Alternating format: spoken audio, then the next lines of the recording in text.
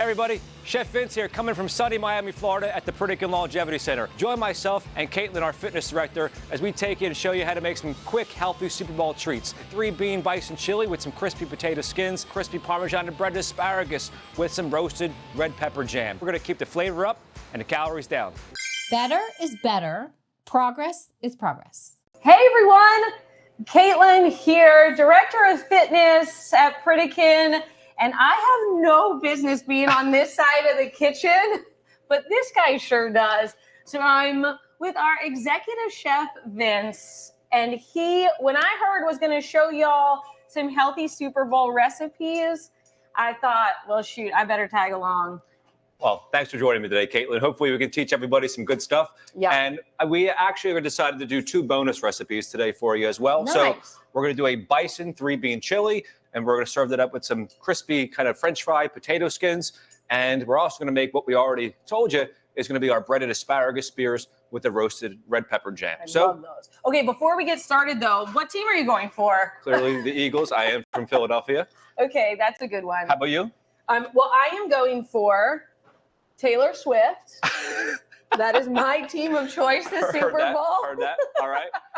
So. All right, Chef. So what are we going to start with? And by the way, if he can guide me through this, he could definitely guide y'all through this. So we want to make it live, interactive. It's kind of our first time going at this. So we're going to learn right along with you. Yep. But we want to try to interact.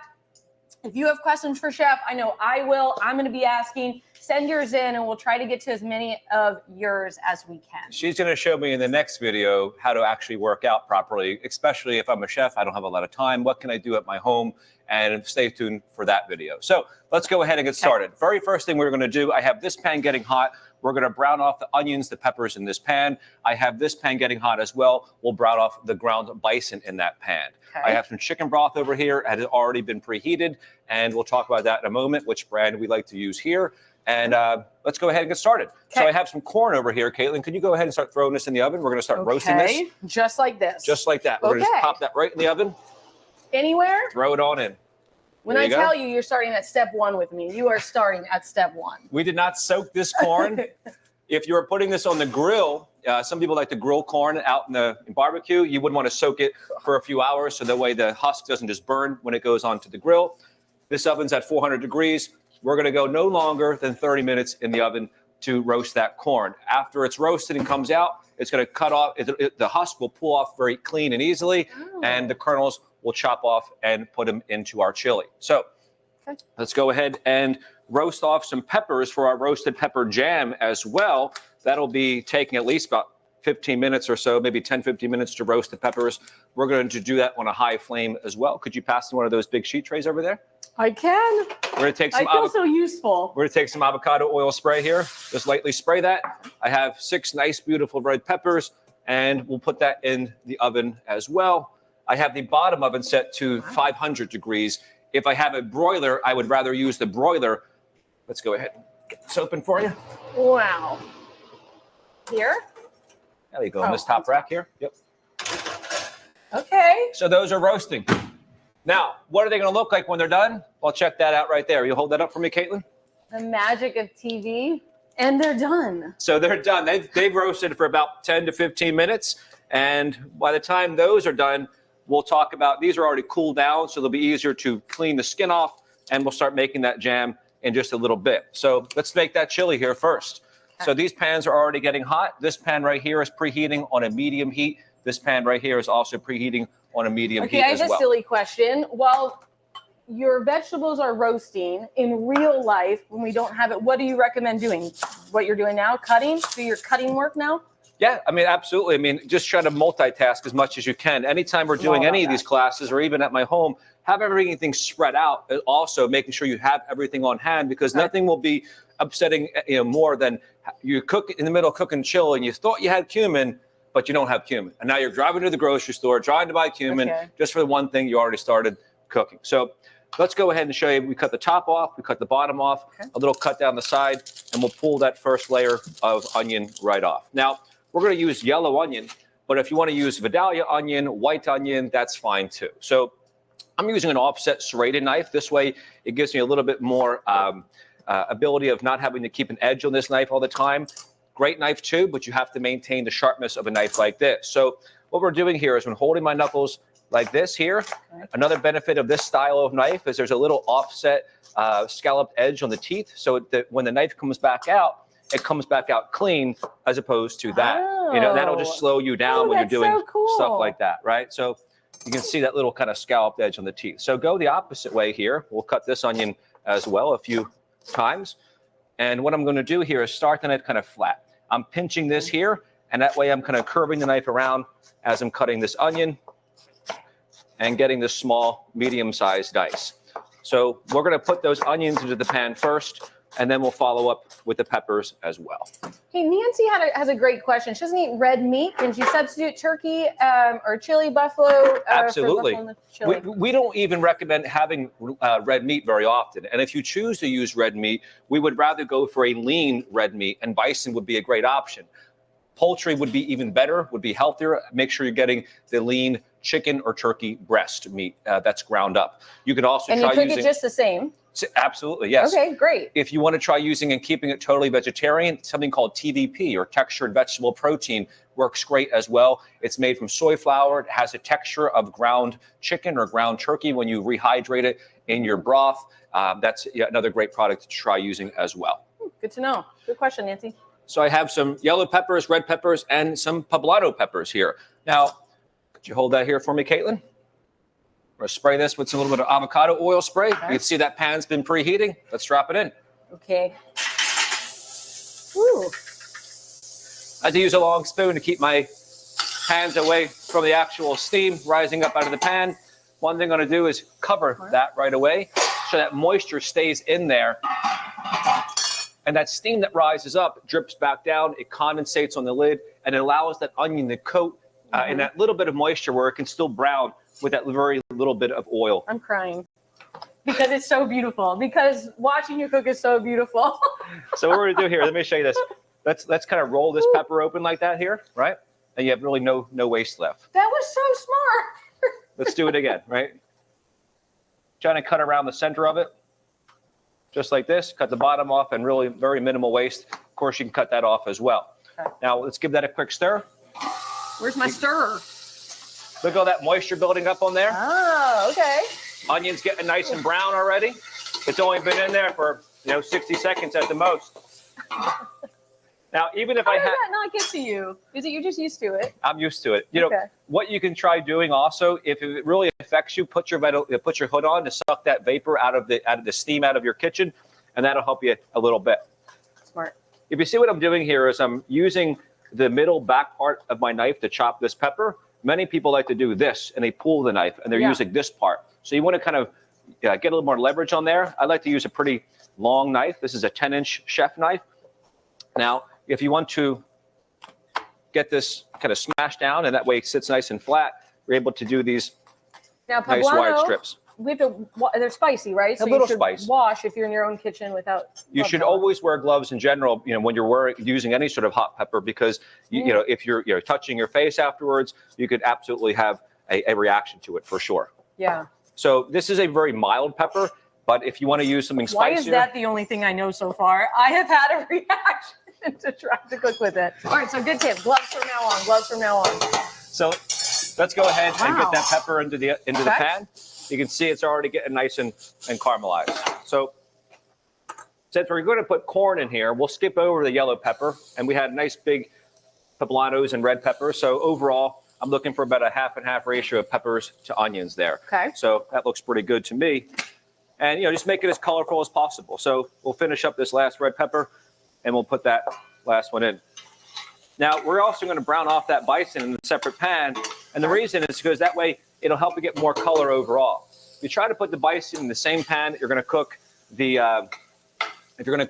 all the vegetables, there's really not much surface area left for it to really brown, and you'll be kind of overcrowding the pan. Okay. Again, that pan's on a medium heat, 10 out of 20. Okay. This one's on about a 13 out of 20, so a little hotter. Stay there. Let's see how hot it actually is. You can see that smoke coming up. So usually I would turn these hoods on, but they are going to be pretty loud, so I don't want to do that for the filming. No, just blow right on. It's fine. Right, we're just smoking this whole place out of here. So drop that in. That's 1 pound of lean ground bison meat. Now, this is a 5% fat ratio here. Try to get the leanest you can find. And what I'm going to do here is take the back of the spoon and smash it down like this here. You ever had bison before, Caitlin? Only when you cook it. Heard that? You know, we like to serve bison here as a lean red meat because it has a very similar flavor to using beef. Now, if you like beef, you'll like bison. You want to try to get more adventurous and use other lean red meats? We've tried using a lot of other variety of lean red meats. And those would include things like ostrich, antelope, elk, venison, more exotic things that have a pretty strong, more unique flavor as well. Now, why did you do that? Why did you smash it down? What I'm smashing it down for is because you'll see that initially the pan's nice and hot, and you're getting that kind of bits and pieces browning to the pan. I don't want to get big chunks in there, right? So I'm trying to smash up into crumbles. Yeah, it really broke it. I normally go like this with my. That's not it. That's not the way to do it. You can do that. Okay, I've never seen that before. How cool! So we're going to go ahead and put a little bit of water in this pan just to create a little bit of extra steam. We're going to go ahead and put some garlic. This is just minced garlic. Okay. Keep smashing that down, Caitlin, right? Yeah. Okay. Yep. So initially it looks like it's burning to the pan, but that's fine because all that moisture is going to help release it. And then we'll let it kind of not burn to the pan, but caramelize nice to the pan again and get real nice flavor. Because the meat essentially is going to be the seasoning in this chili overall. We're not even going to season the meat. We have lots of other spices going into this chili, but that's going to add a nice extra layer of texture, protein, and flavor. So the garlic's in there. We do not buy pre-minced garlic. You ever see peeled garlic cloves at the grocery store? Buy those. Comes refrigerated. They're already peeled. Put them in the food processor. Done deal. Okay. So garlic's in. And why do you recommend that over The pre-minced garlic is going to be, quality-wise, not as good. Okay. Sometimes it's packed with added sodium, and sometimes it's packed in oil. So overall, I'd say just getting some fresh garlic. Once you have it minced up, what I do at my home is take small little snack bags, a couple spoonfuls of minced garlic, press it all flat, and freeze it. Oh, okay. You want to use garlic again, you break it out of the freezer, break a little piece off. Perfect. All right, so we're almost coming along here. Lots of spices going to go in here. Let's throw those in. I have cumin going in, and this is freshly ground cumin. Very precise measurements here, as you see, in my hand, kind of eyeballing it out. We're going to put this Southwest chili seasoning that we make here in-house. This has bell pepper powder. This has chipotle powder. This has onion and garlic, oregano. It smells really good. I know you can't get that on the live, but just trust me. Now, Chef, how could they get I know you're making that fresh in-house. Is there something you recommend that they can? So we actually have the recipe for that Southwest chili seasoning as well, and we can absolutely share that. Not hard to make that yourself. Easy thing to go ahead and have a big batch of that. And most seasonings, dry spices, will last you for about 2 years in your pantry. Okay. So keep stirring all this up here. I did put chipotle pepper powder, right? Some smoked chipotle pepper in there. We're also adding some dry oregano as well. So we'll add the bison into here. We're going to add some chicken broth into here. We also have a few more things. This is our version of a verde sauce, a green jalapeno hot sauce. This has a nice little punch of heat to it, which is totally optional. And if you can't find that, or if you don't want to make that yourself, because we don't sell it, it's easy to buy a pre-made one, but the sodium is always going to be the main issue. Excuse me. So we'll add that brown meat into there, and look, all that good flavor. We're going to pull all that off there. Could you add that chicken broth into here? I'll sure try. Not all of it, just a splash. Okay. Perfect. All right. Oh, how cool. So that's all going to deglaze all that. Yep. So far we have the peppers, we have the garlic, we have the bison, we have the spices, we have the green hot sauce. We're going to add some balsamic in here as well. This is a balsamic reduction, so a little bit more thick and sweet naturally as you reduce it than just regular balsamic. All this nice caramelized bison meat, deglaze all that with the chicken broth right off of there. Yum. Now I preheated the broth just for time purposes, so all this comes together a little bit faster. You don't need to do that. Certainly pouring it out of the carton would be just fine. Can you preheat it in the microwave? Sorry. Are you offended by that question? I mean, microwaves are fine for preheating and or reheating things and maybe making popcorn. We don't use the microwave many times at my home, but we have one. So chicken broth goes in here. Now, the chicken broth I like to use here, I have a couple of different brands. This is called Zoop, and this is a low sodium one. They are all low sodium. Whole Foods, Fresh Market, most grocery stores sell them. If they're shelf stable, buy it online. It's easier just to buy it, ship it to you. That's it. This particular brand, Pacific, Kettle and Fire, Imagine. This is the brand I use today. Why? Look at the sodium per cup. That's pretty 50 milligrams. Mm-hmm. Most chicken broths that don't say anything about low sodium are going to usually be 5 to 6 to 7, 800 milligrams of sodium per cup. So this is a great one to try to source. That'll make Lon very happy. Yes. Lon's our dietitian, if you don't know. So we're going to put some lower sodium Worcestershire sauce in here, if you can say that, please. Worcestershire. So a little dash of that in there, give a nice little pump of flavor. Throwing stuff, Chef. Act like you've been here before. Throw it at you. So we're going to also put all these beans. Now, these are just canned beans, which easily you can go ahead and find low sodium or no salt added. Eden is the brand we like to use for any time you're using a canned bean. Okay. That's some black beans we're putting in here. We're going to put some chickpeas into here. Yum. And some red kidney beans into here as well. So really, you could just skip over the bison. I mean, this is a pretty hearty. I was going to ask that. Yeah, you can lot make of protein, very meaty as well. Great. Now, another unique thing here that we're going to put in here, this is liquid smoke. Now, what liquid smoke is just smoky water. So they smoke a bunch of hickory wood, they trap that smoke, they mix it with steam, and they distill it down, and then you have a very smoky water. And this... Where does one buy that smoky water? Yeah, so liquid smoke is sold at any grocery store, little small condiment bottle. You don't need very much of it. So that's buy some. My kids are not going to know what happens. That's what makes like, who's this new mom? That's what makes barbecue sauce taste like a smoky barbecue sauce. If you don't have that, you just have like a funky tomato sauce type of thing going on. So we'll add some tomato puree in here. We're also going to add a little bit of this salsa. This is a brand called Green Mountain Gringo.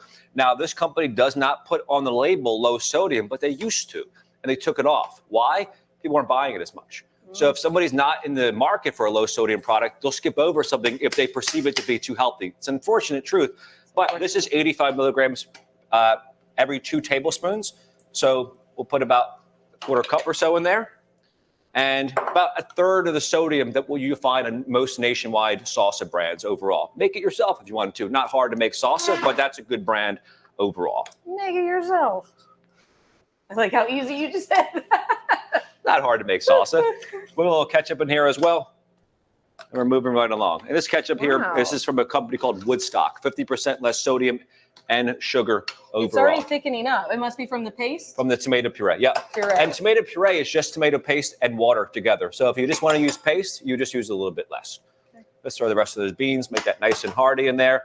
It's going to cook down a little bit more. I did not put all the broth. I only put about maybe 2 quarts of broth in here at the most. So let's put a lid on it. Can I see that spoon real quick? Make sure we're not... Make sure that I was doing my one and only job. That was good. You should do that. All right. So let's go ahead and make the next thing. So I have these red peppers here, which we need to peel them.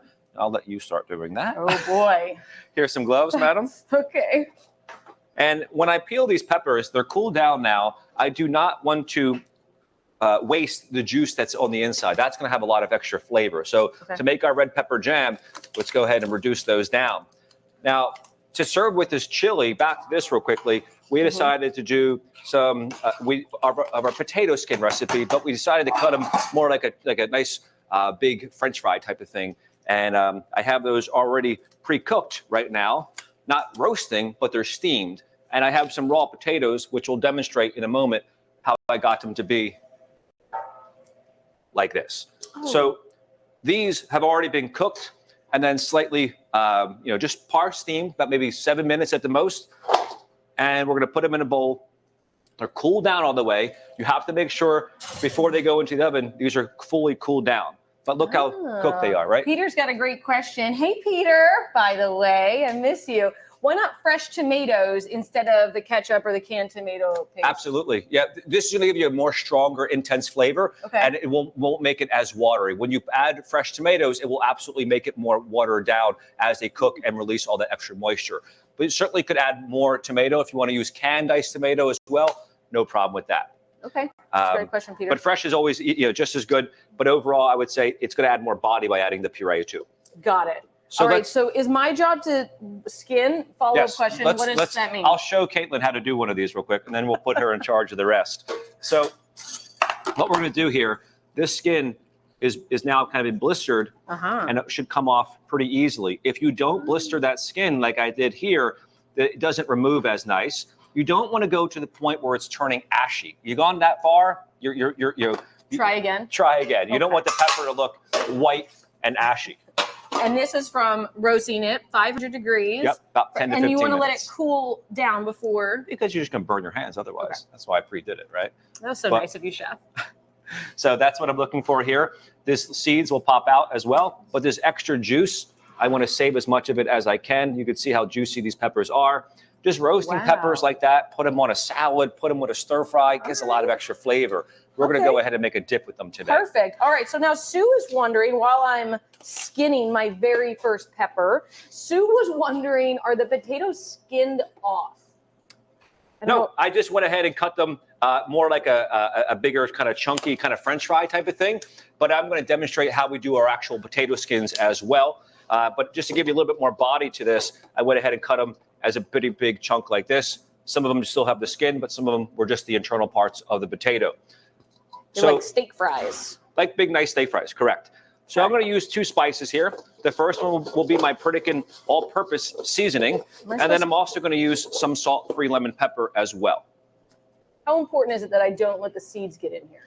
I mean, a little bit of seeds is okay. The seeds of a hot pepper add more heat, but these have no heat to them. So, try to get most of them off if you can, but you're going to get a few here and there. Unless you're OCD, you'll never get every single little piece of that black stuff off. So try to get most of it off, but you'll always be a little bit of remnants. Most of the black stuff, and then squeeze the juice. We want the juice in the pan, right? Correct. All right.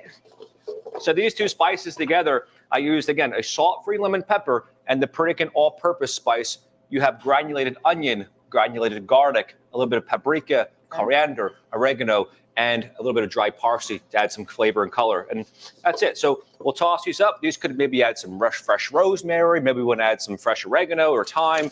We're going to stop it right there. Let's go ahead and spray a sheet tray, and we'll get these roasting in our oven. What would you give me 1 out of 10 on my skinning pepper skills? Let's see what you got there. Wow, there's a lot of juice left there. They're good. That's good. Yeah, that looks good. He's being nice. We like to use an avocado oil spray here. We're going to mist this pan here. Make sure you spray the whole thing. Again, you have to make sure the potatoes cool down. If the potatoes are hot out of the water, again, the key thing to cook roasted potatoes is they should be partially steamed before they're roasted. Partially steamed before they're roasted. Okay. If you chop a raw potato and you cook it, why not just do that? You can, but when it goes into the oven, it has to fully cook. As opposed to now. Yes, that's why my kids hate my French fries I bake at home. Now all it needs to do is simply get crispy on the outside, and it's already going to be fluffy and tender on the inside. Oh, wow. Chef, the things you're teaching me. All right, so let's get these potatoes onto the tray. Just lay these out. Spread them out evenly. Try not to overcrowd the tray. Okay. And I would always prefer to do something like this right on the actual direct metal pan. If you use parchment paper or even aluminum foil, you may find the results are going to be a little bit, I would say, not as brown as opposed to hitting that on that hot tray. I was going to ask you that. If you like crispy fries, my family happens likes crispy fries. Yeah, who doesn't like crispy fries? So, okay, good. You put it flat on the pan. Yep. Don't overcrowd it, and boil them first so that they're cooked on the inside already. Yep. Okay. Quick little mist on top of them helps them get a little bit more color. How about that? That corn's got maybe another 10 minutes or so left to go. Let's get those into the oven. Okay. I got more than a few seeds, I'm not going to lie. A few more than a few, but it's done. That's fine. So to start making this jam, we're going to go ahead and put that on the fire. And I have some apple cider vinegar here. And I also have some little bit of apple juice concentrate. Give this a little bit more sweetness. Let's put a lid on it and just turn it up on high. Turn it up. All right. So what's next, Caitlin?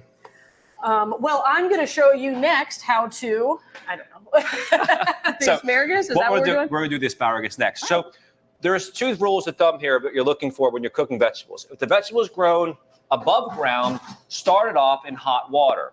If it's grown below ground, like potatoes, start them in cold water, and they'll cook more evenly. So we'll point that out when we do both of these in just a moment. So we'll do this asparagus first. This is simply just a I was just going to say, for those of you who haven't had these, I don't know how to cook it, but I know how to eat it. It's so good. It is so good. So now I'll know how to make it. And they're very easy to make. Now, look, I just have maybe a cup of water here. Okay. We're going to put a lid on it, and we'll bring it up to a boil. Okay. This way, you're more steaming them and not just boiling them. Because if you boil them and fully immerse them in water, you'll lose some flavor, you'll lose color, you'll lose nutrient value in the process. This is going to go down. This was on high. I was waiting for it to really boil away, which it has. And now we'll lower that down. Now, so you want to leave it mostly covered. Yeah. Stir it, but that was only one. That was the first time you stirred it. That's good. I think I stirred it one other time. Well, to check my work, yes, you did. Okay, so you put everything in, give it a good stir, cover it, let it sit, and for the most part, just let it simmer and do its thing. Yeah, like if you have like an Instant Pot or a crock pot, that's a great recipe to do it in. You know, you ideally want to saute the vegetables in a separate pan, but you can add everything into the crock pot and just let it go all day. Cool. Cool. So that looks like it's boiling up here. It is. That looks good. Just give that a quick little shake here. It smells delicious. So this is going to come up to a boil pretty quickly as well because we have very minimal water there as opposed to waiting for a whole big pot of water to boil. All right, so the roasted peppers are cooking down with some vinegar, apple cider vinegar, and some apple juice concentrate. We like to use Bragg's brand of apple cider vinegar, but whatever one you prefer, I would say just don't use like white distilled vinegar. There's not much flavor. Do you want it with the mother in it? I hear Lana Martha talk about that. This gives you a little bit more live cultures. Yep, a little bit more nutrient value there. So now I like to use nice big jumbo asparagus because overall you're going to get more vegetable compared to breadcrumb, right? Now we're not going to use breadcrumbs, but we're going to use potato flakes. But overall, just more vegetable, not these thin little pieces of asparagus that some people might consider purchasing. You can, but overall, these will be a little bit more bite to that. So I'm going to eyeball it out and do about maybe 2 inches or so from the bottom. Some people will sit there and kind of feel each one, but I would say kind of just eyeballing it out is the fastest way. And you can save this. That's a good pro tip. Just eyeball it out. You know, don't overthink it. Right? A lot of people get discouraged because they overthink things. That's a good tip, though. I do. Have fun with it, right? But also, again, set yourself up. Because if you don't, and you're just constantly, I got to get this out of the cabinet, got to get this out of the cabinet, get everything out before you even start. Because this all didn't just come out of here in 5 minutes. That takes time to set up, but you are ready to go here now. Yeah. All right. Get a facial here today. Mm-hmm. That looks like it's boiling away here. Let's drop that asparagus into here. Now, a great thing about this recipe is this is pretty much something you can go ahead and do with other vegetables as well. Did you just eyeball that one?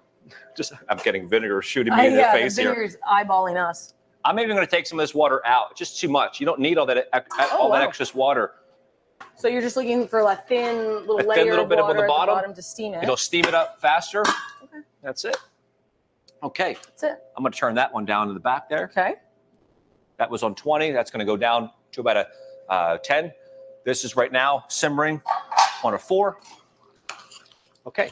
We're at a 12. Now, what we're going to do here next is demonstrate how we do the potatoes. Now, for the potatoes, I like to use nice Idaho or russet potatoes, but the same exact method would apply if you want to do little marble potatoes, if you want to do little red bliss potatoes. What I did today was I went ahead and just cut the ends off just to make it more uniform. And then I press the potato down because it's round, so you want to make sure you don't slip in your hand, right? Yes. Now, I don't want to do that. If you do that, then I would be. Am I the executive chef if you do this? That's how you inherit the title. Okay. So what we're going to do here, we'll line my knuckles like this here, and we're going to use my knuckle as a guide and get that. And that's kind of what I'm looking for, like kind of thick, nice pieces like this. Okay. We'll go ahead and cut these like that. Now that's how I did the potatoes today. But maybe you want to do something like, maybe the actual potato skins, right? Right. How do I do the potato skins? Well, we'd cut the potato in half. We cut it into quarters, and now I just have this big wedge. I could do this same idea and do big wedges roasted potatoes. That also works good too. Why not? But what I'm going to show you here is what we usually do is take this one doesn't look all that great. We'll use a different one. Why do you say it doesn't look great? You see these little brown bits? I mean, Okay. just that part. I mean, you can still get some usability out of this potato, but I would say just for a demonstration, let's Okay. go ahead and show you. And Sue, oh yes, this is much cleaner. Yeah. Sue had a question about the asparagus. Could she use, instead of this, the steamer, the kind that, keeps the asparagus out of the water? Yeah. So for me, I try not to have extra things that I don't really particularly need. If I have a nice tight lid, I'm steaming, but one less thing I have to get dirty, and it just makes it easier for cleanup, and it will work just as effective. Okay. So I have a quartered potato. I'm going to fillet this inside out a little bit. You are cutting towards yourself, so you may even want to put a towel here. So if you cut too much, you don't cut yourself. Okay. Now I have a pretty wide potato skin. What we do after that is cut it one more time. So essentially 1/8 of a potato is how this is. Now, one whole potato, how many calories is in this? 100 calories. I think you're going to tell us. 100 calories. 100 calories. So this is going to give you a lot of satiety. Now, how many calories is in a stick of butter? 800.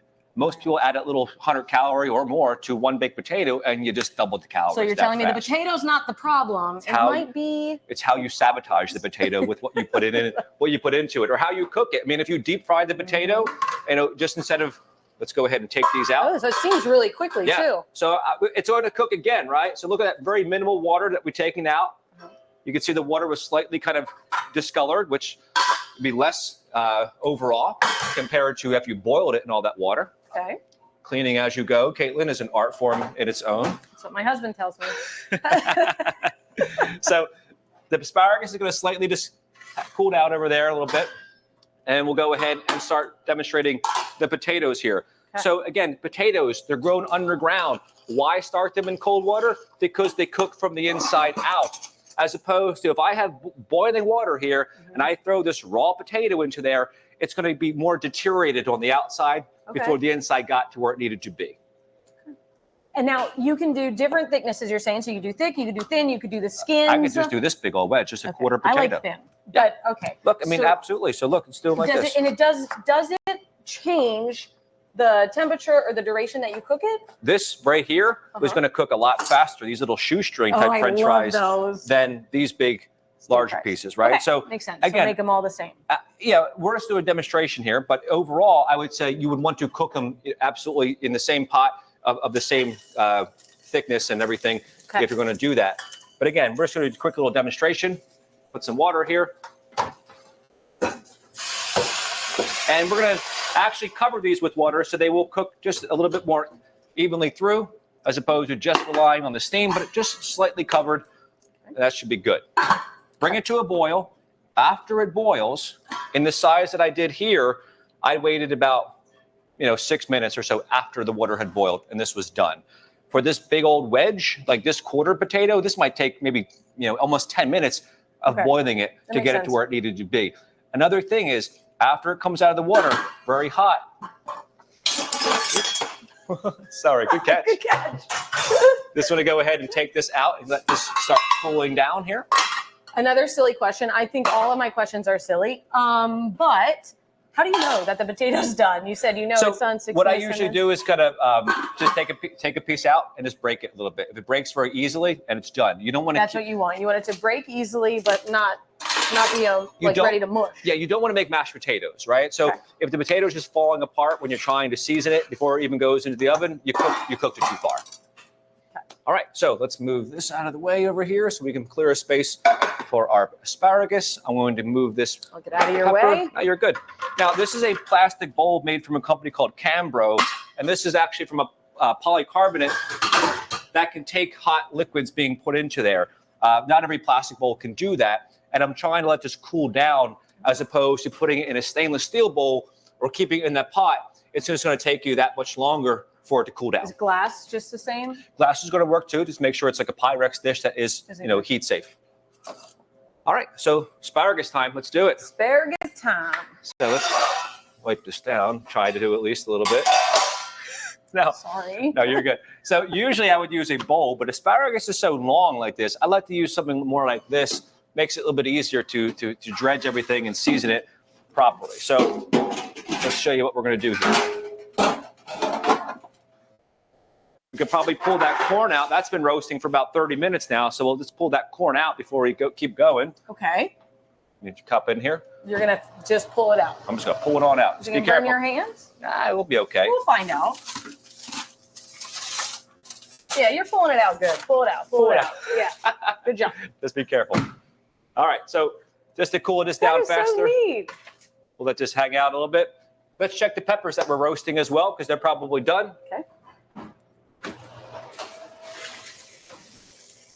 Do Check you need that me out. to skin those? I know how. No, not anymore. We have enough peppers that we already skinned.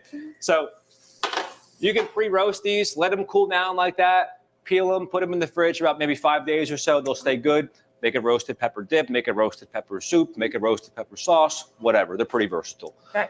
All right, so, and that's not all you can roast. I mean, you can roast jalapenos and poblanos. You want to roast other peppers? All good. Okay. All right, so Roasting all the peppers. Let's season up the asparagus here. So what we'll do here to season this asparagus, we'll take this bowl here, make sure it's dry. We'll make a quick little seasoning blend. I have granulated onion. I also have granulated garlic, some paprika, and some salt-free lemon pepper. This is more than I need, but just kind of show you the ratio that we're looking to achieve here. And it's pretty much equal parts, all of that. Roughly, and it's up to you. You want to add more or less? Eyeball it. Eyeball it out. Have fun with it. Don't overthink it. So we'll mix this seasoning so it's evenly mixed together before it goes onto the asparagus. And one thing that I find works good when you're trying to do this is that the asparagus skin is so fine and smooth that the seasoning and then the flour doesn't adhere to it as other vegetables would do. Like we do crispy cauliflower bites, no problem. You want to do this with green beans or even chicken or fish or other vegetables, works great. So one thing that we're going to do here is actually spray this. Even though this is a non-stick spray, by spraying the asparagus very lightly, like slimy. They're like it just allows the seasoning to adhere to it better. Makes sense, yeah. So season that here for me. Okay. You got to do it like real fancy like this, Come Oh, on. I could do that. Yeah. Just give it light dusting on there. There we go. Just give a nice even seasoning. That looks good. So I like to season just the asparagus directly so you can gauge the seasoning that's going on there better. If you season your flour, your egg, your breadcrumb, it's hard to gauge how much is really making it on there. Because what I would have done is I would have put all the seasoning right on top of here. No, put it in a bowl, mix it up, and then salt bay it. Salt bay it. That's it. I didn't want to say it, We don't. Okay, sorry, I didn't want to offend you. Chef Vincent. All right, so let's go ahead and finish this up. So this is some, now real quick, standard breading procedure is flour, egg, breadcrumbs. For the flour component, we're using a gluten-free oat flour. Okay. This is boiling, by the way. We'll check that in one moment. We'll pour that oat flour over the asparagus. Bob's Red Mill is I can get it open. Bob's Red Mill is a brand I like to use here. Bob's. Old And Bob. you could probably get that at Amazon, no? Yeah, online. Every grocery store usually sells this brand. If they happen to have every product that the company carries, could vary from where you are. But online, absolutely. Any shelf-stable stuff you can buy online. Shelf-stable. So we have the flour. In this bowl, we're going to put the potato flakes. Why potato flakes and not breadcrumbs? Well, we did used to use breadcrumbs in like one or two recipes. We still do. But for the most part, we've decided to shift over to using a less refined product, potato flakes. Basically, many people, institutional places would use this to make quick mashed potatoes. We're not using this to make mashed potatoes, but to bread something and make it crispy, this works great. I love them on breaded. I would say maybe more than breadcrumbs. Yeah. I love them. And there's no sodium, Okay. so all good. Now, I have egg beaters. Why egg beaters and not just eggs? Egg beaters are 99% egg whites, but there's a little bit of xanthan gum and beta carotene, which makes it look yellow. And the xanthan gum will make it look thick, and it gives it more viscosity to where it actually works like a whole cracked egg. So we'll pour that into there. And we'll also put our Parmesan cheese as well. We're looking for like an 8-to-1 ratio of our potato flakes to Parmesan. That's the lemon pepper getting you. It is. Could you spray those two pans here for me, please? Sure. Just a little bit, Yep. right? Good. You can go a little bit more. Just make sure that it's fully coated. That's enough. Okay. Too much. Too much now, Caitlin. Calm down. Do more. Do less. Okay. All right, cool. So now let's go ahead and we'll work from this way over. So we'll put this right there. We'll put our eggs. We'll put our potato flake mixture. You could also put some fresh herbs in here. Makes it look a little bit prettier if you wanted to when you're actually putting it in the oven to bread. Also gives more flavor. You could use tarragon, dill, whatever. Let's check these potatoes before they go too far. Before we have mashed potatoes. Yeah. So the little shoestring ones were probably done like a couple minutes ago. They look like they're okay. They're definitely done. You can see they break apart very easily. This one here, just a little bit of pressure. That's it, right? That's what you're looking for. So make sure that you cool it down all the way before you try to put it onto the pan. Why? Let me tell you this. Look at this wedge. If this hot, steaming, starchy wedge goes onto that metal pan, it like suctions onto there. Oh, that's why I can't. And it sticks. That happens all the time to me. Now you know what? And then it sticks to the pan. Okay, so cool, let it cool. Correct. So we'll just drain the water out of here. We can spread them all out. I would usually use a colander or a strainer. It's hot back here. We've got a question from our friend Angie in Canada. So they don't have egg beaters in Canada, or at least in Ontario. So you can use, if you have no issue with cholesterol, putting one yolk into 4 egg whites would be okay.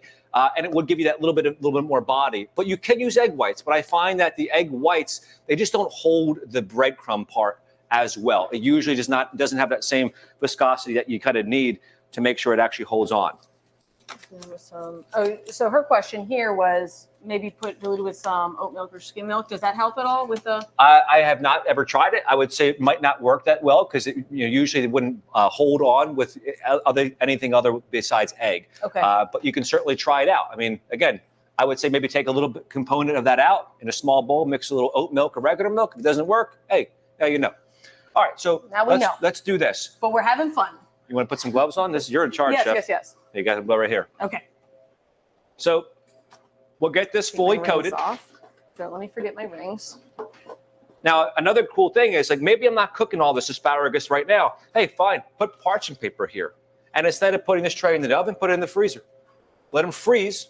Once they're frozen, we can do it today before the Super Bowl party starts. Prep your meals before, and this is one less thing you have to worry about. Okay, so we could prep that before. We could prep the peppers before, right? Yeah. The corn too, or no? Absolutely. Yeah. That corn can basically it's in its own little husk. You can put it once it cools down into the fridge. Okay. Whether you want to peel it now or 2 days from now, fine. That's great, people. We start prepping now. Don't be one of these people.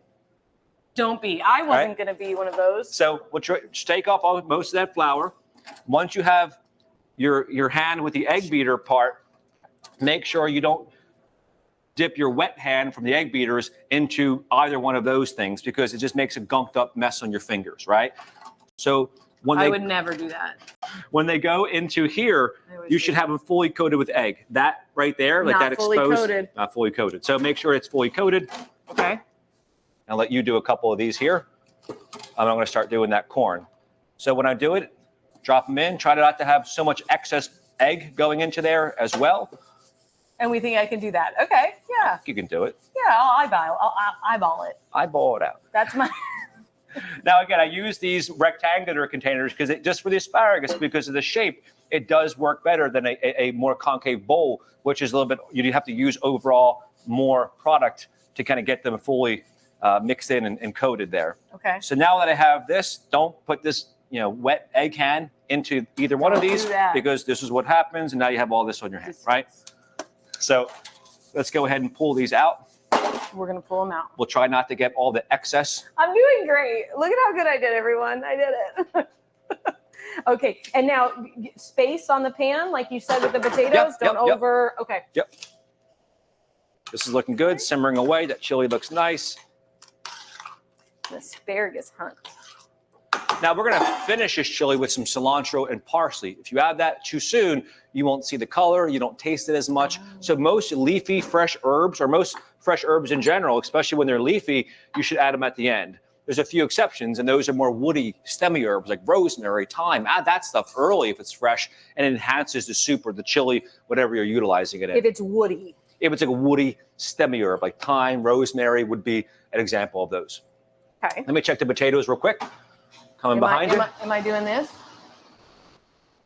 I don't want to hit you with this, Caitlin. Give me one sec here. Get out of your way. We got these crazy French door oven here, so it's not as easy to do this. Now, just real quick, you can see the potatoes are slightly sticking a little bit, but just a quick spatula underneath, they're going to come right off. Ooh, they look so good.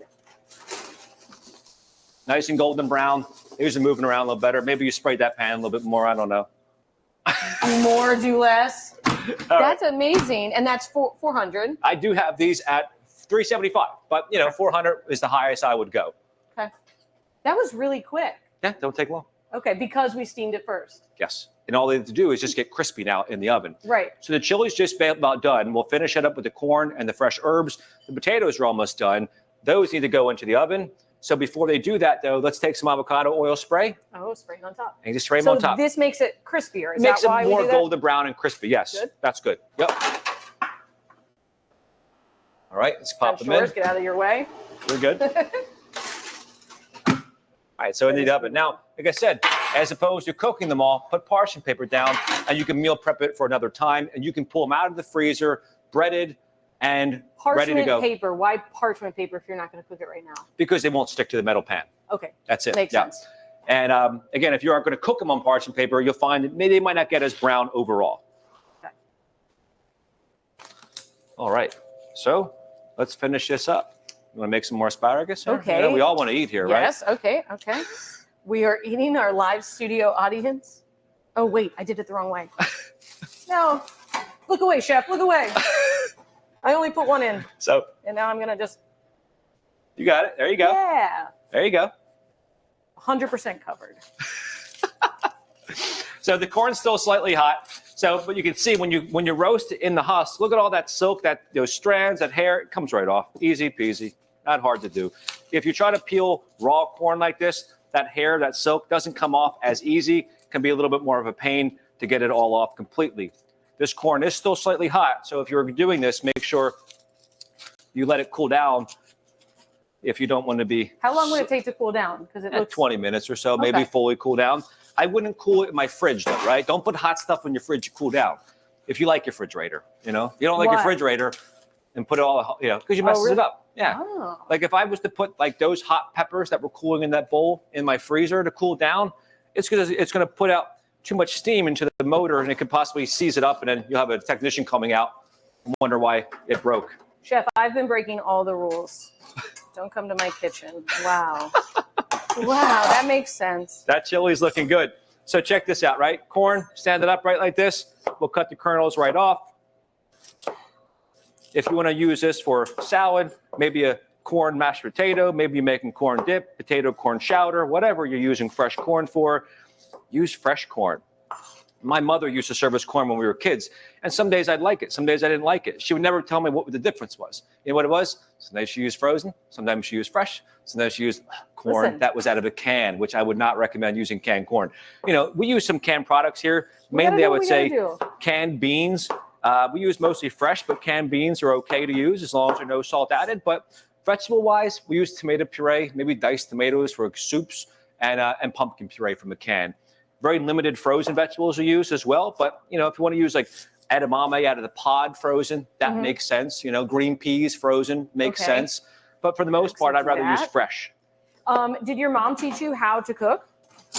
She did, I went to culinary school, but she always made a big, nice meal when we came home. So I tried, giving some help when I could. And oh, shout out Finn's mom. She's on here. That's so cute. So you always loved cooking. I did. I originally was going to be a baker, pastry chef, and realized how much more strict and stringent the recipes. They're formulas. Right. You have to follow it exact. Otherwise, it won't come out right. So you married one instead. I married a pastry chef to get all the perks of not having to do it, though. Correct. Smart. Okay. So let's put that corn in there. Let's get that in the oven. There's a few more. But we don't want to overcrowd think that's enough. it? Yeah, we won't. We could probably do the rest, but it's okay. I think we have enough there. We're here. I can do it. Oh, I did. I broke another one of your rules. Nothing. Don't look. Look away. Oh, wrong lid. All right, so let's go ahead and get this going. Okay.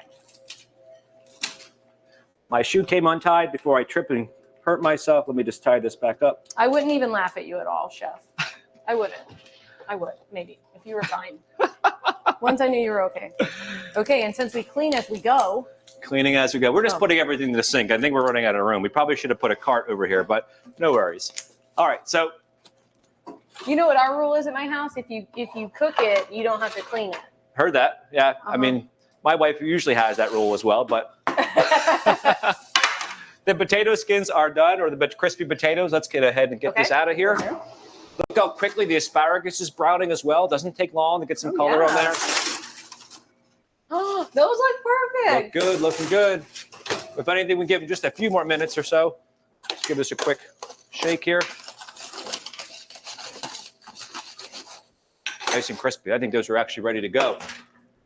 So let these, maybe just another minute on those. These in the oven.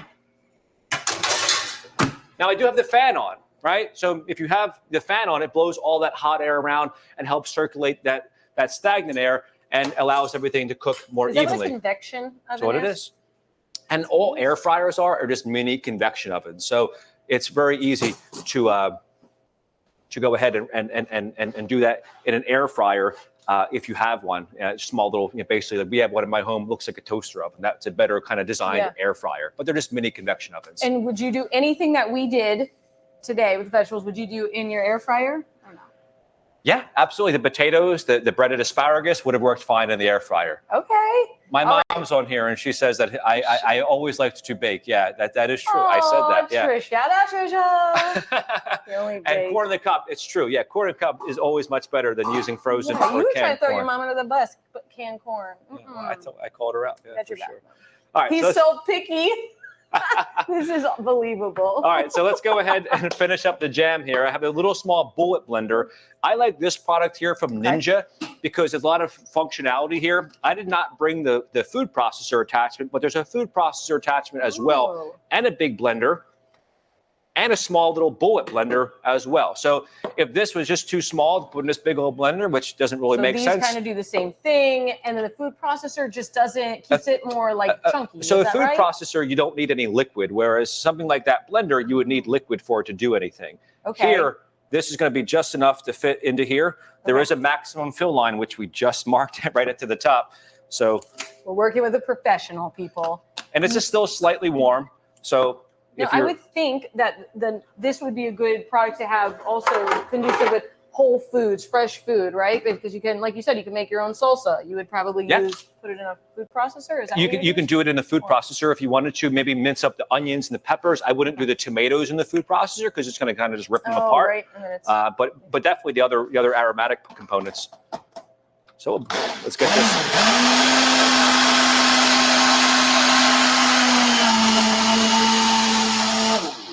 Okay, I have a question for Chef Vince. Tell me. If you could have one, you said you don't like having extra things when we were talking about the steamer. Yep. Okay, if you can't, one thing you can't live without, and then never mind the stove, the oven, whatever, but one like product, one. I'd say accessory. a good quality thing like this, it's a lot of functionality, and you have one motor that does 3 different things. You know, so that right there, I recommend this all day. Okay. I mean, absolutely. Because you can do a ton with just that one. And just good knives, right? Like, I don't have like a ton of knives. I use these 2 knives for the most part. Maybe a paring knife. But if you have a whole big drawer of knives or a whole big, magnet or a block that you barely collect, it just collects dust. You don't even know what they are useful for. Yes. Then why have them? I mean, we got a bunch of knives here. You want to use a fillet knife or a boning knife. Hey, great. But how often are you boning or chicken, or how often are you filleting fish? Then I don't even know what that means. Yeah. So never. There you go. All right. So the asparagus is just about to come out. All right. The red pepper jam is on its way into the bowl. This smells so good, Chef. Give that bowl a quick little wipe here. The asparagus go right with it. And we'll finish this up here. All right. So we pull those other potatoes out. Is there a line of pots and pans you recommend? I do actually. Yeah. I mean, there is a great website I tell people all the time. Our guests probably get tired of me recommending webstaurantstore.com, like restaurant, but webstaurantstore.com. Restaurant store. Yep. Okay. It's WEB Staurant, STAURANT. Okay. Webstaurantstore.com. You don't have to own a hotel or work at one or a restaurant to shop there. They'll ship to anybody's doorstep. Oh. But this pan right here, it's like $80. Really good quality cookware. This brand is called Vollrath, Vollrath. Okay. Vollrath Optio. And that's a great quality cookware, very similar to using all-clad cookware, except that it doesn't cost as much. Okay, So this is good. I and just it works moved, with so I need induction, that. which these burners are induction cookware. You know what that is? No, but So, I was going to pretend like I did. Induction and Google cookware. it later. Induction cookware is really weird because look, this is hot, but look, I can touch it. It's not like a regular infrared electric stovetop. right. It only works if this cookware isn't compatible. It won't even heat up. Oh, got Weird it. stuff, right? But you still can use it on a standard. You can use this on flames. You can Everywhere. use it on electric or induction. Okay. Yep. So, Okay, Edward's got a quick question for us. What do you think about adding chili flakes? Yes, Edward, I love me some spice. Chili flakes to the pepper jam.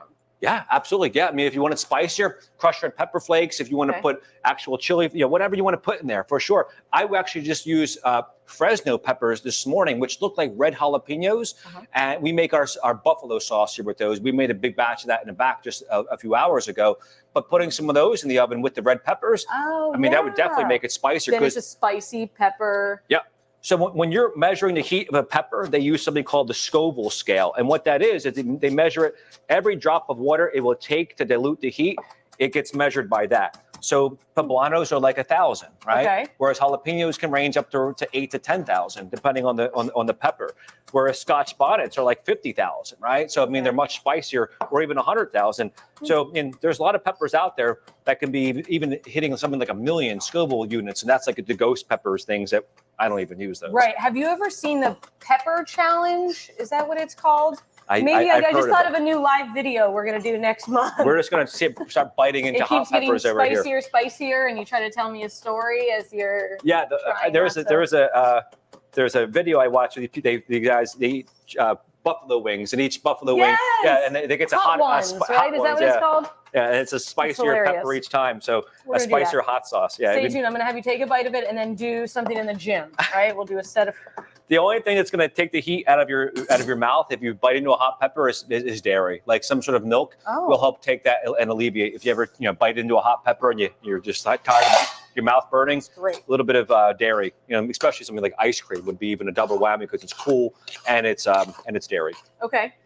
All right, so not that you'd be eating now much ice cut cream. it yourself, not pre-cut. You can get the fresh spices that are already cut up. Yep. We're not doing that. For the here? I mean, you can buy pre chopped if you wanted to. Okay. For vegetables, I don't think that they really sell much pre-chopped herbs fresh. I've never seen them, but maybe they do. Oh, I guess they're not fresh. They're chopped, but they're dried. Yeah, they're dried. Okay, correct. so that's Yep. a no-go. Correct. We're doing fresh. And Got it. for really, dry cilantro really has no use in the world. Fresh cilantro all day long. And I like to use fresh cilantro with Italian parsley. It makes it a little bit more of a neutral flavor and not so overwhelming with just cilantro, and that's it. Right. So let's check our asparagus. That first tray we put in is nice and golden brown.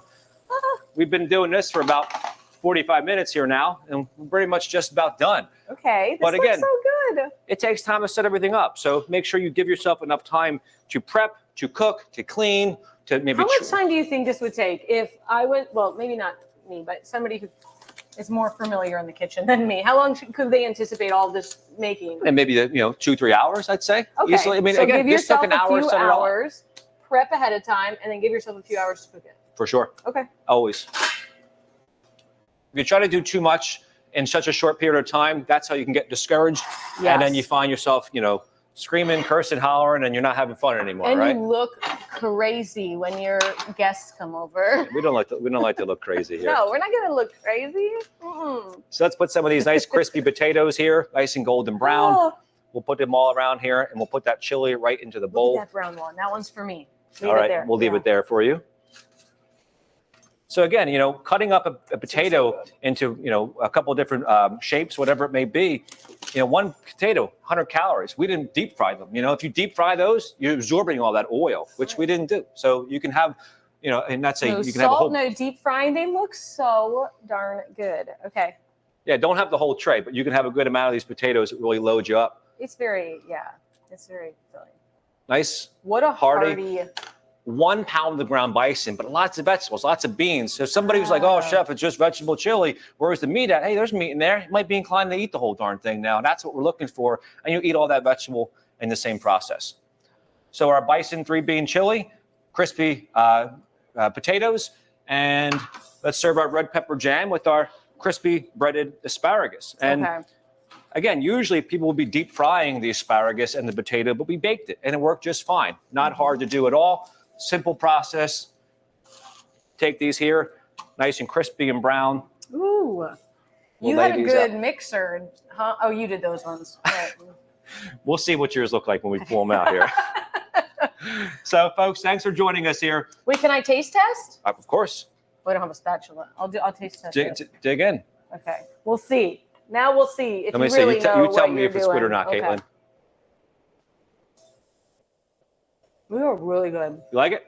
Probably pretty hot. So Wait, I've always really liked these, but fresh from the oven. Yeah. Really good. Okay, you passed.